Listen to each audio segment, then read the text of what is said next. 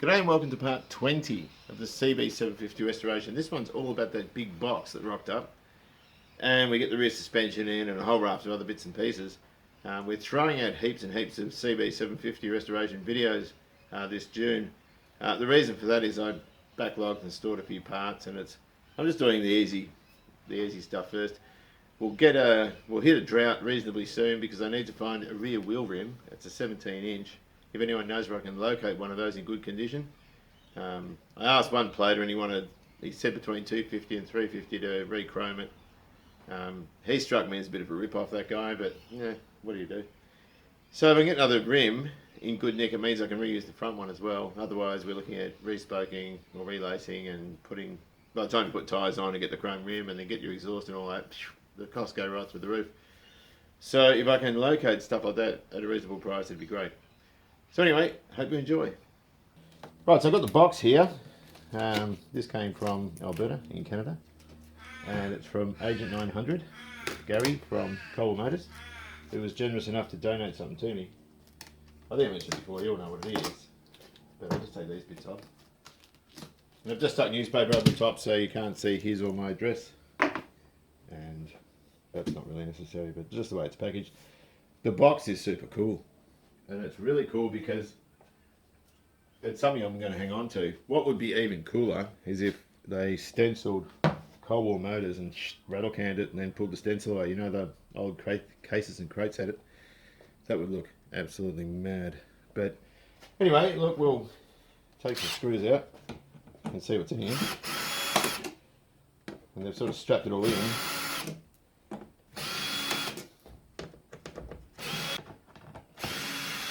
They were like that. Apparently Customs didn't open it. And I was surprised. I thought that would be the first thing they'd do. Super cool box though. I'm going to lift off. Good God. What's in here? Well, we know what's in here, but look at the way it's packaged. Holy crap.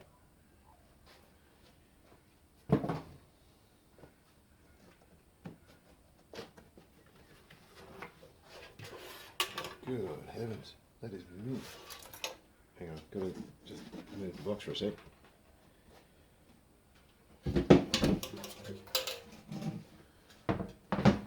My gosh. That is a shame to paint that. I don't want to paint that. Yeah, I don't want to paint that. I think it'd be a shame to paint that. That is mental. I've never really been into flame jobs much, but that's really, really cool. Let's see if I can find a key to open it. So this is immaculate. This is from Gary, as we said. You don't see much of him on the videos. He's sort of, I've never met him, but he seems to be a sort of a quiet bloke. How can I get that on? Alright, having a bit of trouble. So yeah, he doesn't seem to say an awful lot. One of those guys that they don't showcase much of his work on the show. He's one of those guys that I don't think has to boast about what he can do because he's at the top of his game. He's a machinist. I was privy to seeing some of what he did on a triple tree on a bike, and it was just phenomenal. It was all sort of, he made this triple tree out of billet aluminium and he put countersunk copper, well, the warning lights for countersunk were sort of copper surrounds, and he had a copper dash face and all that sort of stuff, and gauge faces, all that sort of thing. One of these guys, you know, that brags and carries on. A lot of us on YouTube sort of say, you know, look at what I'm doing and look what I can do and all this sort of stuff, but he seems to be one of those guys that doesn't say anything because he knows he's at the top of his game. So Gary, if you see this, mate, it is just phenomenal. They showed me inside it when they shipped it off, or before they shipped it, and I'm having trouble getting into it because I don't think I've got a key that'll fit. I know these ones don't. Apparently the lock's fairly generic, but I just don't want to force it. I'll just see if I've got another key. I got into it, the steering lock key, but it's absolutely immaculate. It used to be green by the look of it. Apparently Scott painted this about 10 years ago. Truth, it's like brand new. It even smells like fuel in there. I've never seen one. Never ever seen one like this. Hang on, I'll just pull that out. I'll be able to show you. Just give us a sec. I don't know if you can see in there. I mean, new old stock wouldn't be that good. Look at it.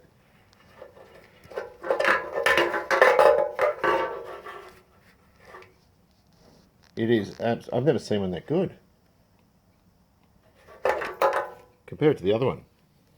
The original one. And I mean, it is so knackered.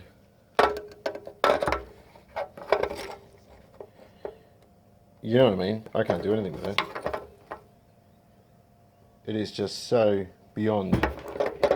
You could probably, the guy I bought the bike from, he imports them. This, as we know, was from America. Oh look, I can see clean metal there.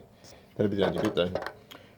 He said it's still solid, and he started tapping around it. But the moment you run nuts and bolts through there on a cement mixer or something, just to loosen it off, I can't see there. It's going to break through. That's what the floors on the XW were like. They were solid on the bottom, but when I hit it with an angle grinder, they all gave way and had sort of open wounds everywhere. You can see that looks really clean underneath, but it's not. But this one, Scott painted that about 10 years ago apparently, and I don't think Gary used it. Although it doesn't smell, it smells like it's had fuel in it recently, or at least it stayed fresh. But he said to me no one would be, whoops, I'm caught. He said no one would be hurt if you scuffed it and painted it, but I wasn't going for a flame job. But I mean, that is really, really good paint.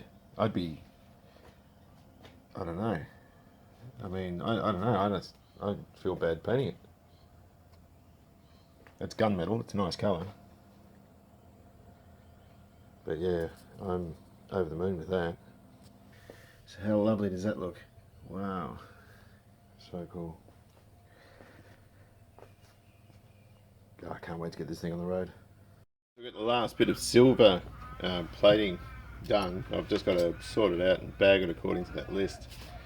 Something of a shame that Warner's Metro now don't do really fiddly small bits, so the carburetor bits had to go to another guy. On the premise that they spend an awful lot of time sort of stringing it up. So I might offer to do the string up, and hopefully they will then continue to do it for me, because I don't trust anyone else. I've been to quite a few. I've left that stuff with him, but he's a lot dearer, and I can't imagine his work would be any better than that. I mean, it's absolutely lovely. So I've got to sort through all that in preparation for fitting it to the bike. These things here had some surface rust on them, and they're rough finished, but they're going to be fine. They look really, really good. I'm happy with that. So rear suspension, we've already mentioned shock absorber, so we don't need to go into that. Swing arms nicely powder coated. Of course, we've got to put these bronze bushes into either end. Can we see that? Yes, we can. I'll take some 120 and I'll just clean out. There's a tiny bit of powder coat just there. These are quite easy to damage, so we need to be very careful of that. They're ex-Germany. Also, we've got to press in these shock bushes, these ones here, which go into the top, over at the back in this bit here. That's been plated, so sometimes when we plate things, they don't slide in. It goes that way. All that well, there's a burr there where it was knocked, so I do have to fix that up with a rat tail file. And of course, after we've got that sorted, I'll clean it up a bit more because it's pretty grungy. We put those caps on the end, so those ones in the bag. Right, just putting a few bits and pieces together. The lower engine mount bolt, the foot pegs have to go through these. And I've got here, plus a flat washer. There's another one on the other side, which I don't know where that is, so I'll dig one out. Nicely working. This one's not so nice. It's scratchy. Well, it's not scratchy, it just doesn't bend as far, I think.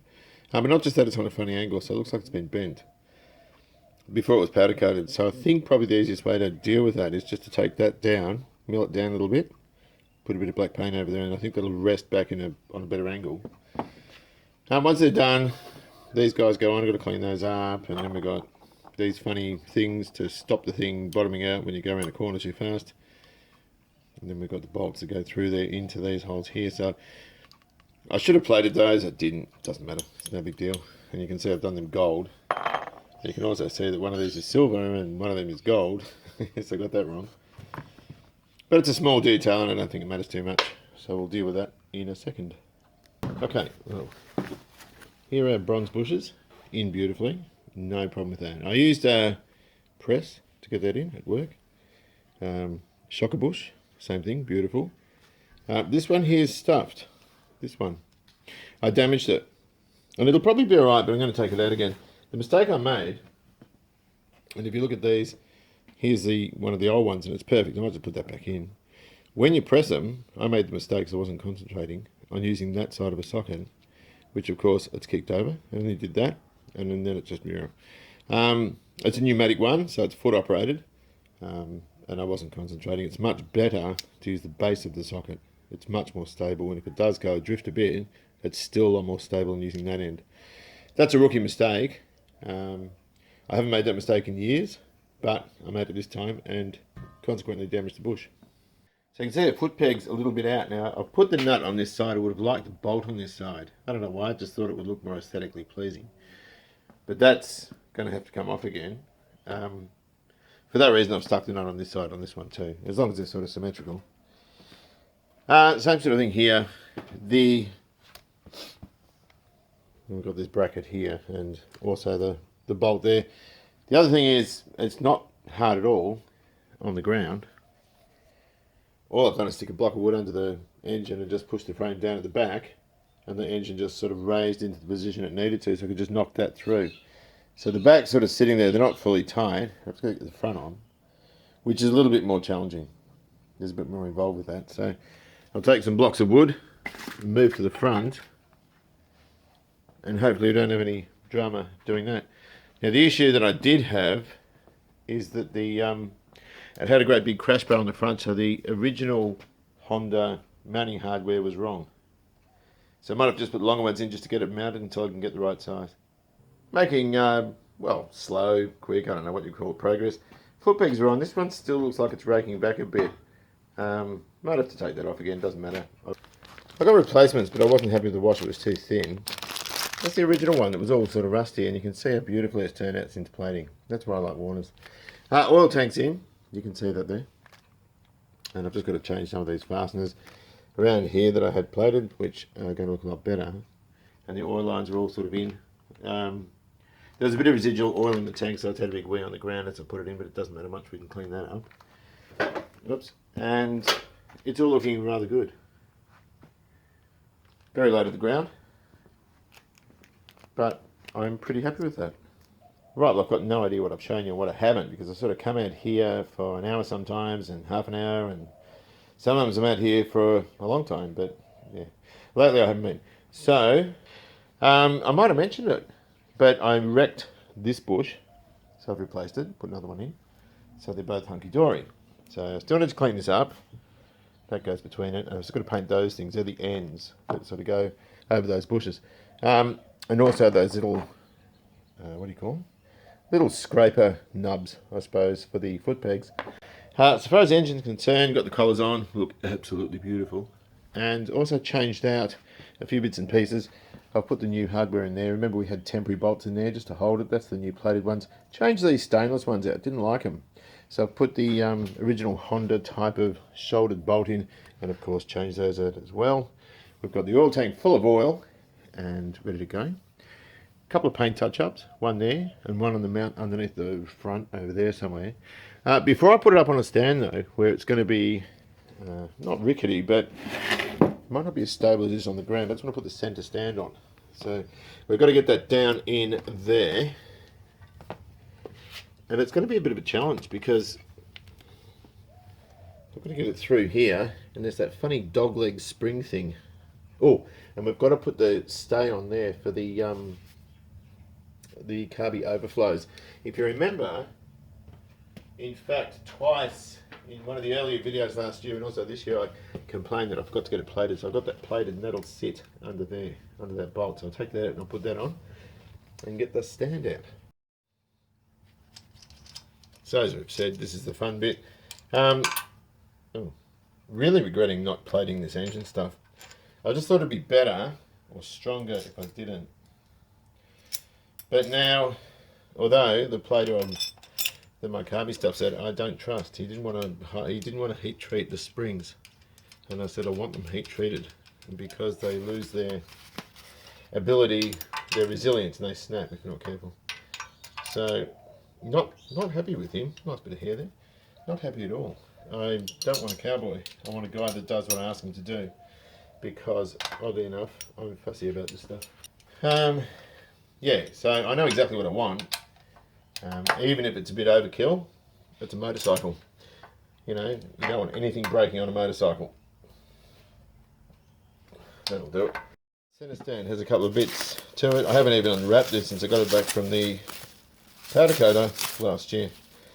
So, no idea what it looks like, but I have full faith in the powder coater, so I didn't even bother unwrapping it. Wow, look at that. Beautiful. So, this is an unboxing video, isn't it? This is a regular plastic table from outside, so if you get seasick watching this, that's because I have the benches loaded with carby stuff and I don't want to take anything off. I just want to leave it exactly where it is. Oh my gosh, that's good. This is Tech Coating Bayswater. Guy's name's Sam. He works in there with his beautiful wife and they do incredible work. I think she does the books and he does the work, the manual work. But anyway, like a family-owned business, so I thoroughly recommend them, and nobody else. It's like platers. I've tried 3 platers and they suck. Warners are the only ones I want. So with small stuff, I don't know what I'm going to do in the future. I might offer to pay them double or offer to wire it up myself. I don't know, but I'm not using people I don't want to use. So I got the stand, and there's sort of a double pinch bolt arrangement on the frame. There's the spring, which is quite meaty. Couple of bolts. One's missing a nut. And this bloke here, which looks like it has a split pin go through it, so that's the pivot for it, which is quite tight. There might be a bit of powder coating dunk in the end. I'll have to get that out and we'll stick that in the bike and see what happens. Right, well I've taken there's not much room in here, center stand, and I've just run a bit of wet and dry. Just a bit of 180 in either side, and that pin goes in quite nicely. I'm going to just whack a little bit of grease in each one, each hole, and I'll put on that pin as well, and that will serve to lubricate it. Hey, that's the problem. Dave was quite right, I need a stand to work on, but I actually quite like working on the ground.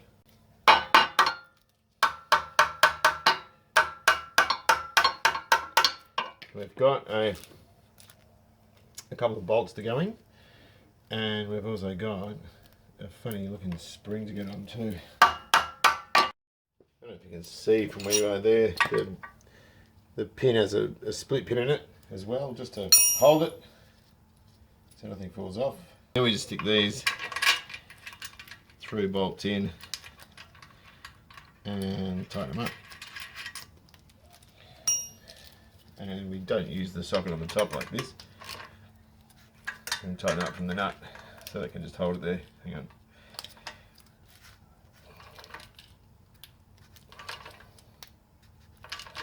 Just letting it turn and sink it in like that. That's not going to go anywhere. So this is where remembering how you pulled something apart is very crucial, and also getting projects that you've pulled apart yourself. This is much easier to put on before the swing arm, although even then it's challenging really to get that over. So I might just use some side cutters and just leaning against the frame, getting it around like that. It's weird, isn't it, the way that works? But it'll stay there for now. I might have it on wrong actually, I'm not sure. Maybe, I don't think turning it the other way is going to make any difference at all. I think we'll leave it there for now. Oh, before I forget, I pulled that engine head bolt out there. I don't know if you can see it. I can't see the camera. The bracket's in the way. And pulled that out. I didn't like it. I didn't plate the engine bolts on this because I thought it would weaken them. Battery box.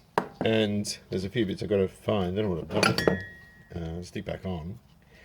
Being powder coated, of course, we're going to have bits and pieces like this. Now, I didn't plate this. You can take those off and you can plate that. Not worth it. It's got its transfer there, which has the wire colouring on it. I apologise for my sweaty hands in there. This is where we need other camera crews. I was watching a guy, he's running a Suzuki or something. The whole thing was shot off the handlebars and all you could see was his balls, like sitting on the seat. It looked stupid. Right, so that would go there, somehow, like that. And then we've got the starter solenoid goes kind of in there with that little rubber thing that goes. Anyway, all that stuff goes on. There's a buzzer thing that goes there. Anyway, whatever the case, powder coating will clag up threads, so we have to run them through with the right one. That's a 6mm, 6 by 1mm metric. Of course, being Honda, everything's metric. That would be a 5mm, but probably 0.8. I don't know. I haven't even had a good look at it yet. So we're just going to run through, and the same with the frame. You just always have. I'm just using it dry. It doesn't matter much. It's not going to get too hot and then snap. You know, you'd have to be having a really bad day to break it. So you'll see. Now, there's an important thing with this, and it's not just to protect the bolts and hardware that goes in, but it's also to provide earth as well. So you have to make sure it's all good. This little guy hanging off the bottom, I'll just nick my gloves. This little bloke here holds a separator for the crankcase ventilation and some other things, so we'll clean that thread out there. And we've also got to find where the little plugs are, little round, what are they called? Stoppers, I guess you call them, to protect the battery from being scratched up and eventually rupturing. You know what? I can't even be bothered doing this now. I might go inside. My wife's not that well. She's had a knee and foot injury. I might go and wait on her. I was scanning around on YouTube yesterday looking for something to watch, and I used to periodically, I never liked the guy much, Gas Kings, and he had a channel where he just ripped off other people's video clips and made funny commentary and all this sort of stuff, and half of it wasn't funny, it was quite unfunny. But anyway, the channel's been closed down, he's been chucked in the can for 5 years, because he had some sort of pensioner, what do you call it? Scam going on, where he's not being nice to old age pensioners, taking half their pension, all that sort of stuff. So he got 5 years, which is terrible for him, but worse for his wife and kids. Anyway, I think I've had a gutful. So you know what I'm going to do? I'm going to say goodbye. Oh, actually, no. Just before I go, I want to show you something. I'm going to get this freaking tap out. All right, just wait a minute. I want to show you these little mother suckers. Look at this.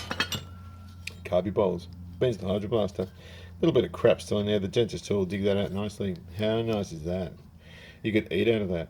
Can you see? Yum. I could put a couple of wheat bix in there maybe. Squash them down with milk. Drink them through here. I'm being stupid, of course. Right, so we've got all the carby bowls back, and the finish on them is beautiful. One chap said the thinners did a good job, but you're never going to get them like that. And that's what I wanted. The only issue I can see is where the emulsion tube's going that is damaged, and he's gone very easy there and then quit it. Do you know what I mean? Because, like, there's actually corrosion there. I think that's the worst of them. That one's pretty well unscathed. But look at that. How friggin' nice is that? You never ever, I don't care how good you are at cleaning stuff, you are never going to get them like that unless you spend literally hours. That's got some corrosion there too. And this one, although I think, as long as you don't have to make them short, if you make that short, it's going to screw up all the mixture, but that will be actually pretty good. And I've checked every orifice is clear. He's done a wonderful job. Absolutely wonderful. There's a minuscule one there, and I think that's where we pump petrol up with the accelerator pump. It just throws a little mist up in there. So it's all looking really good. I'm stoked, and I hope you are too. Not that you give a rat's, because it's not a bike you're going to be riding, but so I'm stoked. And it just means I had a chap email me yesterday and say there's this guy called such and so, I can't remember his name, close to where I am, that has all the kits and everything for these, which is a pain in the ass because I've just ordered them from San Francisco, and the accelerator pump diaphragm is coming from Taiwan. So sorry about the sweaty gloves, but I think by the next time we'll have these foot peg things all cleaned up, and I'll have that done, and we can put that on. It's going to look really, really cool. A little black thing in there, and we can put those on. We are going to get all the wiring sorted out and stick it on the bike in preparation for starting the engine, because I still want to get that done. And then hopefully in the video after that, we'll have the carburetors all together and the engine going. That remains to be seen. So, right, swing arm. We've got new bushes in. I've put in a right hand grease nibble in that's sort of pointing toward the back. I'm going to fill it with a bit of moly-based grease. I'm just going to whack a bit on here. Just to let that go in. This is the stuff you use on ball joints and tie rod ends on cars. So fire that into there.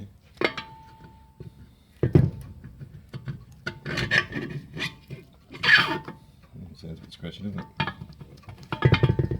About a bit more.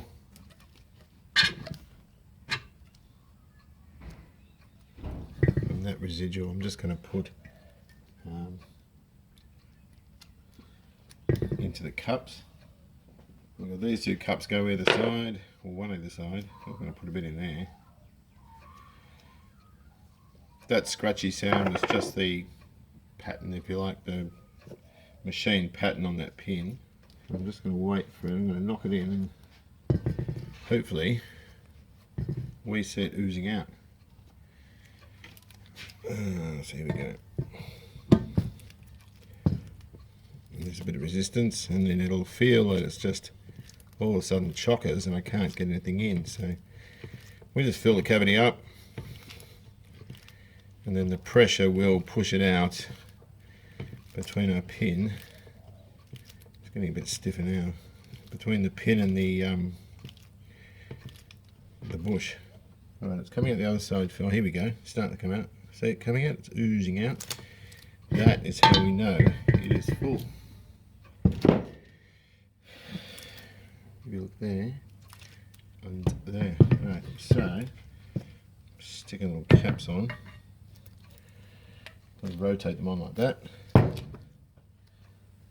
And like that. I'm not going to bother wiping it off.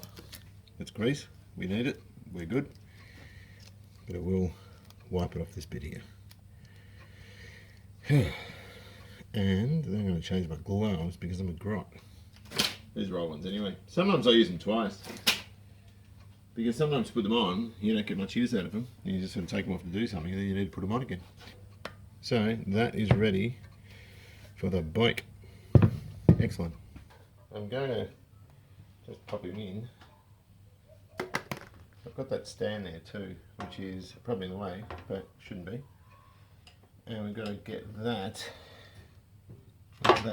into that cavity. What am I not doing right? I have to use a soft hammer. Just walk him in. In a pickle.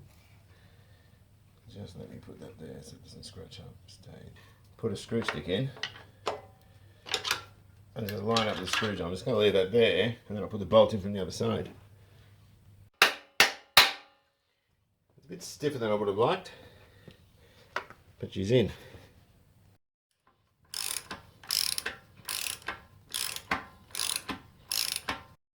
I never took this off, this tape from the powder coater.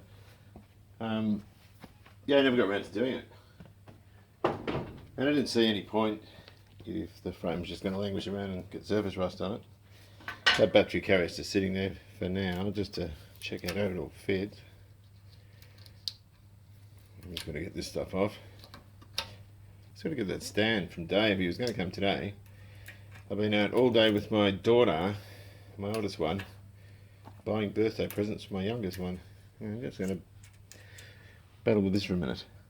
That is thick tape. Shockers. The thread on the bottom part, the clevis part, goes toward the wheel, so this should just go over. Let's get a bit of rubber grease, I think, just to put on there, just to help that rubber a little bit, and it'll move into position quite easily then. That looks really good. The tape's really thick though. I thought I could just peel it off, but I couldn't. It's kind of plastic stuff. So, a bit of the castor oil grease on my pinky, and then whack it in here. Maybe just a light. You don't need to get much of this. You'll get much of this, just a tiny bit. Wipe the fingies off, and that should slide over. Oh yes, rather good. It's working on. Now these things, cool. This is getting weight in the back now. These things do look rather old, but I kind of like it. Make sure that thread fits in there, which it does. That's cool. And then we just dial up where we want it. It's easier on this side because it's the first side I've done.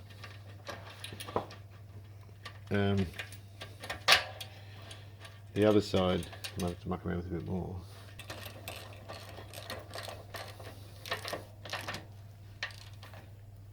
Rather good. Now, I just got to give it a wipe because we do that with new stuff to make it look even cooler than it already is. Right, this bit here.